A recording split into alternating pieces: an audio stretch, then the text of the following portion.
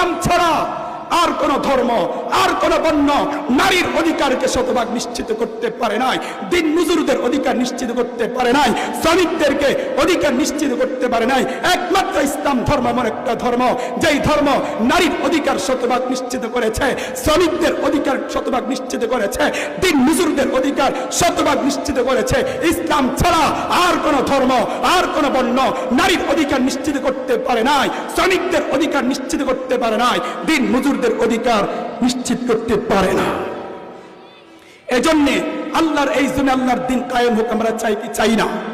কিন্তু যারা মুনাফিক তারা চায় না। মুনাফিকরা কখনো চায় না যে আল্লাহর এই জন্য আল্লাহর দিন কায়েম হোক। এটা মুনাফিকের চরিত্র, এটা তাদের রোগ, এটা তাদের ব্যাধি। রব্বুল আলামিন বলেছেন ফি কুলুবিহিম মারাদুন ফাযাদাহুমুল্লাহু মারাদা ওয়া লাহুম আযাবুন আলীম।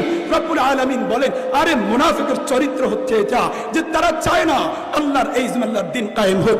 এজন্য আমরা যারা মাদ্রাসায় পড়াই, আমরা যারা মসজিদের ইমাম, আমরা যারা মসজিদের খতিব, আমরা যারা মাদ্রাসার মুহতামিম, তারা আমাদের কানে আয়েশা বলে হুজুর রাজনীতি করিয়েন না, হুজুর কি করিয়েন না, রাজনীতি করিয়েন না।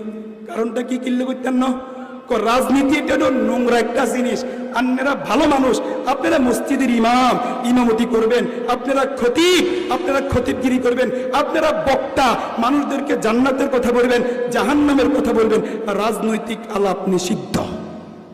রাজনৈতিক আলাপ কি নিষিদ্ধ। তাহলে এটা কে করবে? হুজুর আমরা খারাপ মানুষ, এটা আমরা করি, আপনারা করিয়েন না, আপনারা কি করিয়েন না। তাহলে আচ্ছা বলেন দেখি, ইসলাম এটা কি অপূর্ণাঙ্গ একটা ধর্ম না পূর্ণাঙ্গ একটা জীবন ব্যবস্থা? ইসলামের মধ্যে রাজনীতি আছে না নাই? আরে কথা কয় না, ইসলামের মধ্যে রাজনীতি আছে না নাই? আছে। তাহলে তারা এই সমস্ত কথা বইলা ইমামদেরকে মসজিদ ছাড়া অন্য কোথাও যাতে প্রতিনিধিত্ব করতে না পারে এটা চায়। তারা চায় ইমামরা যেন তাদের গোলাম হয়ে থাকে, খতিবরা যেন তাদের গোলাম হয়ে থাকে, মুহতামিমরা যেন তাদের গোলাম হয়ে থাকে। আরে যারা রাজনীতি করে তারা তো রাজা, তারা কি রাজা, তারা চায় রাজাগিরি তারা করবে, আর ইমাম খতিবরা তাদেরকে সম্মান প্রদর্শন করবে, তাদেরকে কি করবে? তাদেরকে সম্মান দিবে। এজন্য যারা ইমানদার মুত্তাকি তাদের রাজনীতি করার অধিকার আছে না নাই? এজন্য আমি সবসময় একটা কথা বলি যে আল্লাহ তাআলা আসমান সৃষ্টি করেছেন, জমিন সৃষ্টি করেছেন, পুরো কায়নাত তিনি সৃষ্টি করেছেন। সুতরাং তিনার এই জমিনে তিনার হুকুম চলবে, তিনার ক্ষমতা চলবে, তিনার সিদ্ধান্ত চলবে। আর এটা প্রতিনিধিত্ব কারা করবে, কাদের অধিকার আছে? যারা 5 ওয়াক্ত নামাজ পড়বে, যারা রমজান মাসের রোজা রাখবে, যারা হজ করে, যারা রবকে ভয়